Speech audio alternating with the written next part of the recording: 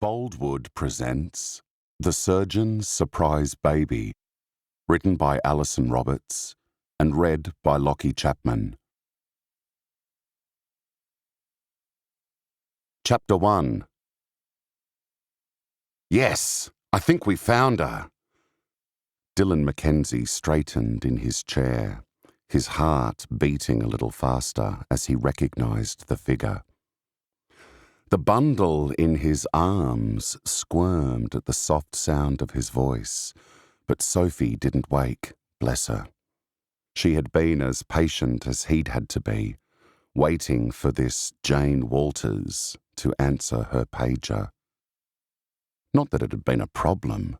You couldn't just walk into an emergency department and demand that a surgeon be summoned from theatre, even for something as important as this. He couldn't cross the busy department and introduce himself either. He had to leave that up to the cute triage nurse, Mandy, who had been kind enough to let him sit in this empty cubicle while he waited. He tried to catch Mandy's attention now, to alert her to the brisk arrival of the woman in surgical scrubs who had entered through the double doors, leading further into this big city hospital. But Mandy was bending over an ambulance stretcher, talking to an elderly woman. "Are you having any chest pain now?" "Just a little, dear. Nothing to bother about. It's much better than it was." "She's had 5 milligrams of morphine," a paramedic told Mandy. Dylan took a second look at the latest arrival to the department. Was it her? She looked to be in her mid-30s, and a wisp or two of dark blonde hair had escaped the disposable hat she was wearing, but she didn't look exactly like the photograph he had currently tucked away in his pocket next to his passport and a crumpled boarding pass. The baggy scrub suit was a good disguise, but it was more the way this woman held herself that prompted the doubt. Dylan had the feeling that when she got changed, her civvies would be very smart. A slim-fitting black skirt, perhaps, with a tailored jacket to match. And boots. Definitely boots. Black, with spiky heels. "Let's get her into resus too. I think it's free." Mandy turned to check the availability of a space with cardiac monitoring facilities and must have seen the surgeon, because her head swung around to look for Dylan, and her quick smile and nod suggested she would be able to attend to his request as soon as this patient was sorted. So it was her.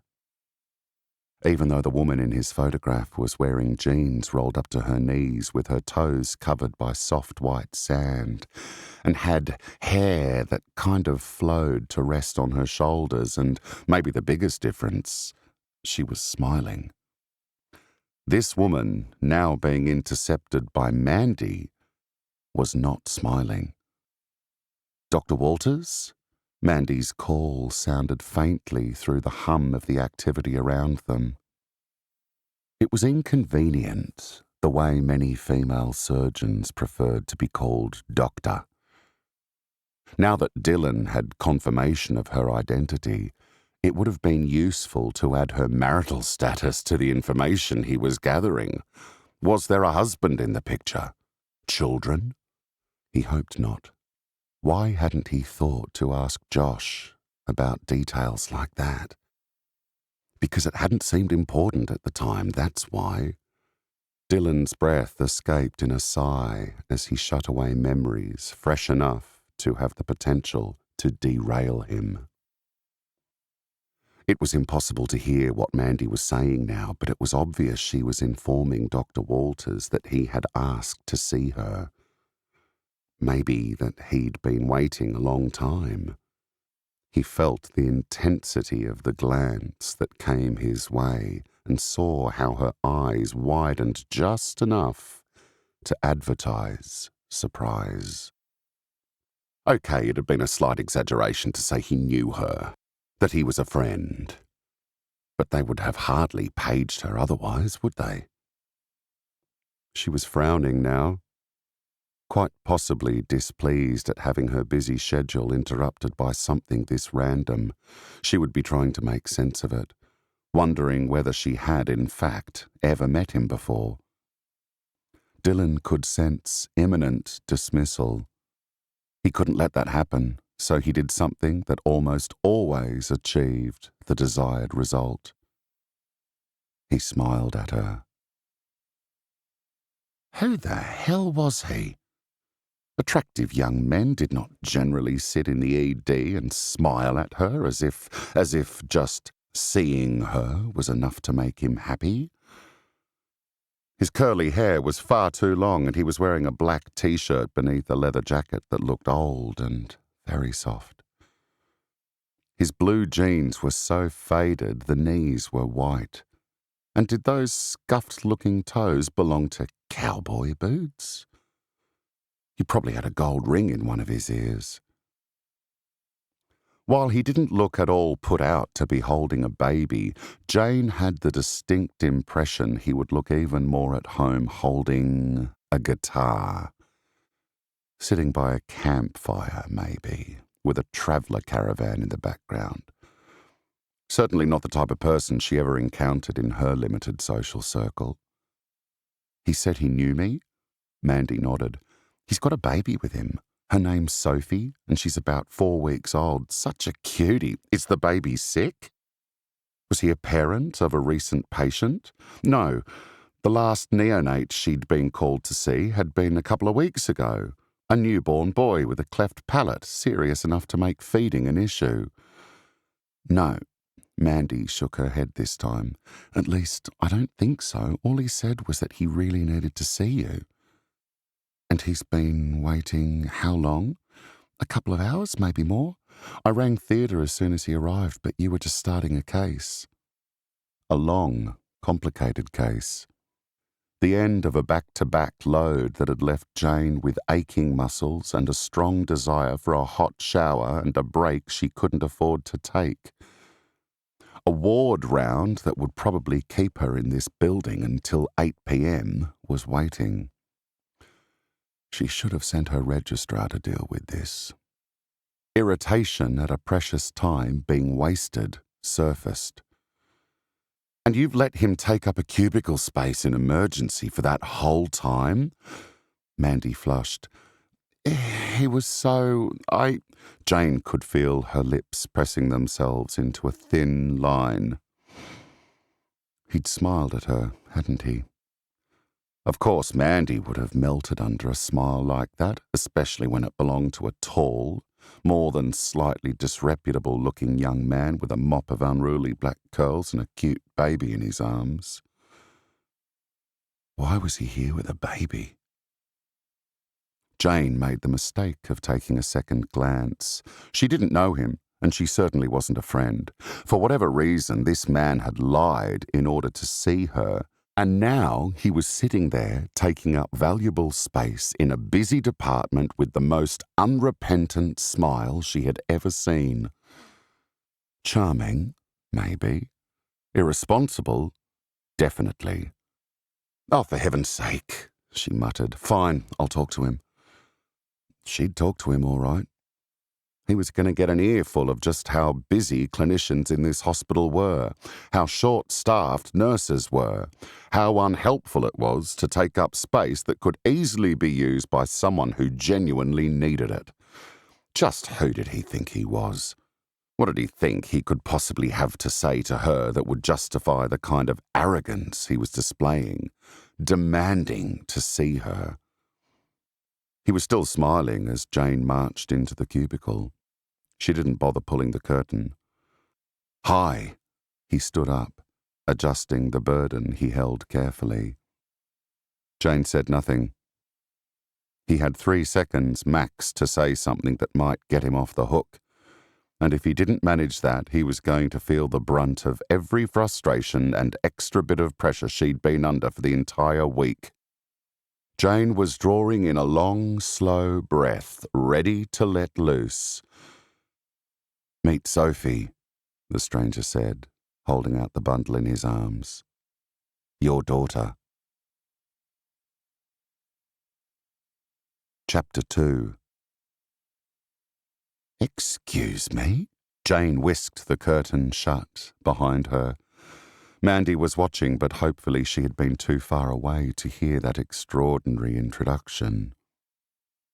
She turned back to what now felt like a small space. There was a narrow bed and a single chair beside it. A baby's car seat with a handle was on the floor beside the chair, and it had a bag inside it with what looked like a nappy poking through the zip. The rest of the space was taken up by a very large man holding a very small baby. Jane glared at the man. "What did you say?" "This is Sophie," the stranger repeated patiently. At least he spoke more quietly this time. Maybe Jane's horrified whisper had made him realise his mistake. "Sophie Mackenzie," he continued. "I'm Dylan Mackenzie. My older brother was Josh, and he was married to Izzy." Jane finished for him, her tone hollow. A tiny silence fell, in which the name seemed to hang in the air despite the busy sounds from outside the curtain. A patient groaning in the next cubicle. A child shrieking a little further away. The rattle of an IV trolley going past and the general paging system requesting a doctor in Resus 1 immediately. Izzy, Jane's best friend. At times wild, always passionate, the life of any party. The person she'd loved enough to go way further than an extra mile for. Her fellow student, flatmate, the sister she'd never had. Dylan was watching her. He had dark blue eyes, Jane thought irrelevantly, and black hair and fair skin. Irish colouring, but his accent was Scottish. Josh had been Scottish too, working abroad as a registrar when he'd met Izzy and they'd fallen madly in love. "The love of my life," Izzy had said more than once. "My soulmate. This is death till we part stuff, Janie." The expression in those dark blue eyes looked horribly like sympathy. "Where is she?" Jane's voice came out sounding strange, a kind of soft croak. She knew. Damn it. This was why the emails had stopped and the phone messages hadn't been returned. She still had to ask, "What's happened?" "I'm so sorry." The accent became stronger as his voice dropped. "But Izzy died. A month ago now." Jane gasped. A moment ago, all those sounds around them had been quite intelligible. A familiar cacophony Jane was so used to she could just pick what she needed to hear from it. Now those sounds became a buzz that pressed in on her ears like waves, rushing in and then receding. She had no idea she was swaying on her feet until she felt her arm gripped firmly. "Sit down," came the command. Jane sat on the uncomfortable wooden chair beside the bed. "Put your head down," the voice continued. "Should I call someone for you?" No. The buzzing receded enough for Jane's mind to grasp something solid, the knowledge that this was very personal. Private business. She put a hand over her eyes, took a breath and then another. Then she dropped the hand and looked up. "I'm sorry," Dylan said again. He meant it. If he hadn't had a baby in his arms, Jane was sure he would have hugged her. Not that she would have welcomed a hug from a complete stranger, of course. She stared at him for a moment longer. Why did she feel the ridiculous disappointment that he was holding that baby then? "I think," she said slowly, "that you'd better tell me everything. That's why I'm here." Jane gave her head a tiny shake. No, not here. He looked over his shoulder, as though he could see through the curtain to the noisy, crowded area it screened. Fair enough. Where? My office, I suppose. Now? Do you have the time? A hint of a smile pulled at the corners of his mouth, and for a moment his whole face lightened. I've travelled all the way from Edinburgh for this, Hen. I've all the time in the world. He raised a black eyebrow. More to the point, have you the time? I'll find it. Jane stood up carefully, trying to push back the devastating news she had just received. Not Izzy. Oh, God. She couldn't deal with it just yet. Thank goodness her training and her job enabled the kind of self-control she needed rather badly right now. Come with me. Mandy was still watching from behind the triage desk. She stared at Jane. Are you all right, Dr. Walters? Of course. Is there anything... Mandy was clearly disconcerted. Did she look that awful? Jane pulled off the disposable hat and ran her hand over her head to check that her hair was still mostly confined in the neat braid. The nurse's gaze slid past her to Dylan, who had the baby on one arm and the car seat and bag in his other hand. Your backpack. Could I leave it with you, just for now? Mandy was getting one of those killer smiles. Jane could tell by the way the nurse breathed out in what looked like a soft sigh. Sure. It's out of the way in the ambulance bay locker. There is something you could do, Mandy. Jane was pleased to hear her voice sounding almost normal. Page my registrar and tell him to start the ward round without me. I'll catch up with the post-ops later. For anything urgent, I can be paged. It was quite a walk to Dr. Walters' office. A silent walk, apart from the occasional greeting directed at the woman half a step ahead of Dylan. Dr. Walters, Jane, how are you? She acknowledged the greetings, but her step never wavered. Her back was straight, her gaze fixed on a point well ahead of them, and her stride determined enough for Dylan's long legs to move at a comfortable pace. He stole more than one sideways glance. This Jane Walters was considerably more pale than she had been when he had first set eyes on her, but was that only the indication she might be upset? Were her features always this set? Ice Queen sprang to mind, except it didn't quite fit. Dylan had met his sister-in-law some time ago now. Last Christmas, when the couple had arrived back in Scotland, Izzy had been a delight. So vibrant, so full of life and laughter, and she had talked about Jane all the time, her very best friend that she missed terribly. The person who was going to be so excited when, if, the miracle really happened. The miracle had happened. But right now, Dylan found he couldn't imagine Jane Walters getting excited about anything. Pleased, perhaps, satisfied, certainly. The notion that excitement could dent the aura of control, power even, that emanated from this slim figure he was following was quite bizarre.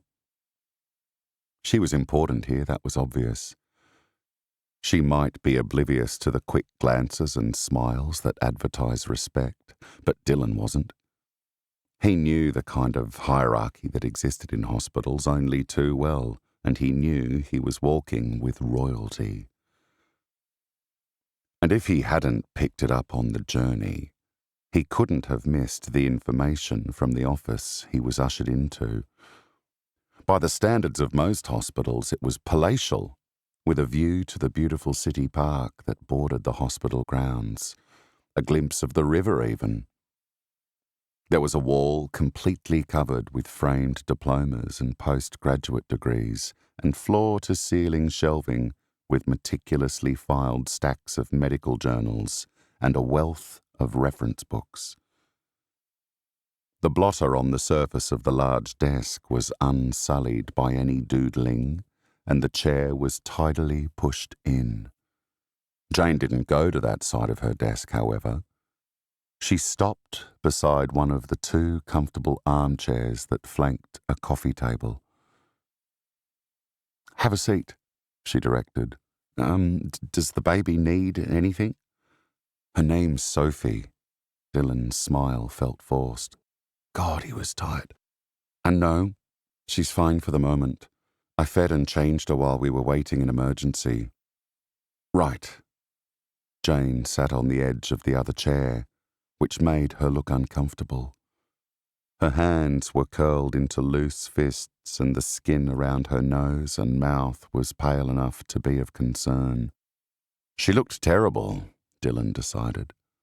He was studying her face as she raised her gaze, and then he couldn't look away. She had an unusual eye colour. Green? Brown? He couldn't tell because the pupils were large. She looked grief-stricken. "What happened?" A tiny catch in her voice added to his impression. "Was it a complication of childbirth?" "No, that all went perfectly. They were taking Sophie home from the hospital a few days after the birth, and there was an accident on the M1. Izzy was killed instantly. Josh broke his neck. He survived in the spinal unit for 3 weeks, but died of respiratory complications."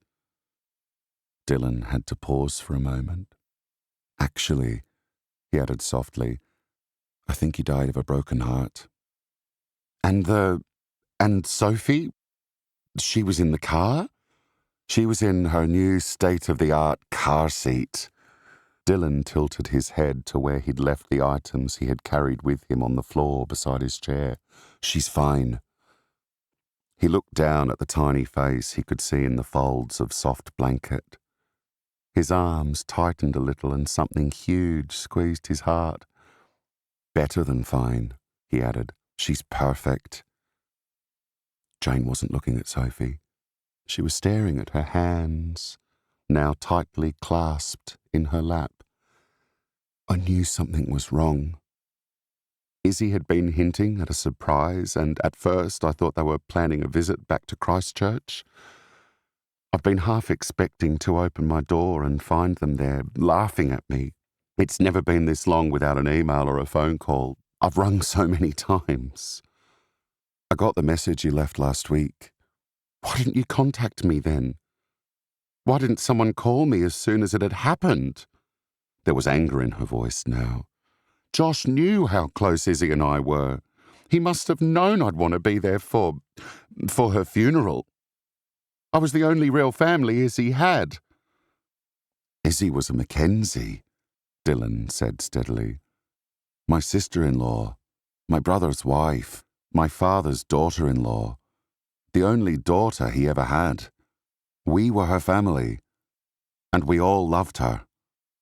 Eyebrows a shade or two darker than the rich golden brow of Jane's hair were lowered into a scowl. She didn't like that. "Josh was too ill that first week," Dylan continued, "on a ventilator in the intensive care unit. My father was distraught. I had to make all the arrangements, all the decisions. You had no right to exclude me." "I'm sorry." And he was. He hadn't bargained on this. The grief he could feel emanating from her. Jane had been just a name. An entity a world away from the tragedy he'd been dealing with. He hated that he was causing her so much pain. "There was someone else who had to take priority in all the decisions I made." He glanced down again, and his voice softened. "This wee lassie." Dylan looked up and waited until Jane met his gaze. "Your daughter," he added. "No!" Jane shot up as though her chair had scorched her. "You've made a mistake. There's no way this child is mine." Dylan had to look up a lot further this time, but he remained sitting. He had to try and stay calm. This was a shock for her, he reminded himself. She needed time. She needed to see Sophie, really look at her. touch her, and then she would feel the way he did, that nothing mattered except for what was going to be best for this precious baby. Was she distracting herself from grief for her friend by launching herself into denial? She was certainly focused, controlled, attributes she needed, no doubt, in order to perform her job. He needed to be controlled himself, stick to the facts if he could, and not let emotion take over. My understanding is that you donated the eggs that Josh and Izzy used for their IVF treatments. Jane's breath came out in an exasperated huff. Yes. But that was more than 2 years ago. The treatments failed, both of them. Izzy was too upset to think about doing it again. That's why they decided to go back to Scotland, to start a new life. Jane had turned and was pacing towards the bookshelves. She whirled back to face Dylan. I was there. We were all upset that it hadn't worked, but I didn't offer to provide any more eggs, and Izzy didn't ask. There was a final embryo. When they were tying up loose ends before they left the country, they contacted the fertility clinic and were told about it and asked to make a decision about whether to keep it or not. I don't know why it had been kept and not used in the earlier attempts. Josh said something about its viability being in question. There were only 4 viable embryos. 2 got implanted with each attempt. Both attempts failed. That was the end of it. Dylan nodded. He could understand why Jane was so adamant. That's what they thought as well, but apparently there was the extra one. The odds of the implantation being successful were minimal, but they decided to use it so they wouldn't be left wondering. No, Jane shook her head decisively. Izzy would have told me. She didn't think it would work. She didn't want to raise anyone's hopes, especially her own.